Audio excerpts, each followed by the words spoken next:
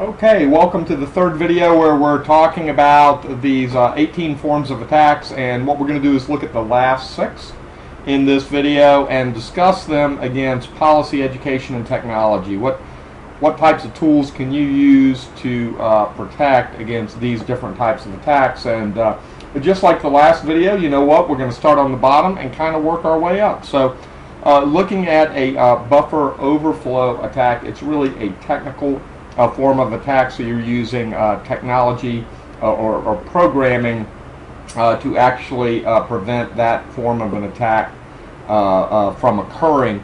I guess if you're have a company of programmers, you're using education and policy to do that, but for most people and for most companies, you're going to protect yourself against buffer overflow attacks through technology and buying the right products, actually.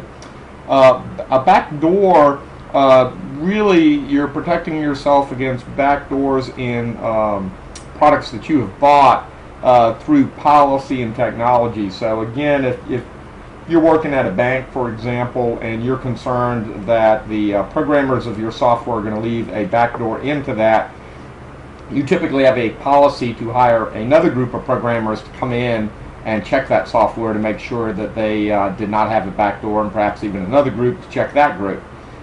So if you're concerned about that, you actually have to go and look at that. There are some limited technology tools that can help you with that, but typically you're going to use policy and then some form of technology to check that. All right, password hacker or cracker. A hacker is a person, a cracker is a software program. That's typically a policy and education. You can use some technology to make sure people do not enter in bad passwords, but that has to be based on some form of policy and educating. So all three are going to come to bear within that component, and it's really not so much, if you think about it, within the space of awareness, training, and education. It's really training. It's not education. They don't have to think about the world differently, and they awareness is only somewhat helpful in protecting your password so others can't just find it laying around for social engineering. But it's going to be more of training in terms of generating passwords of appropriate length.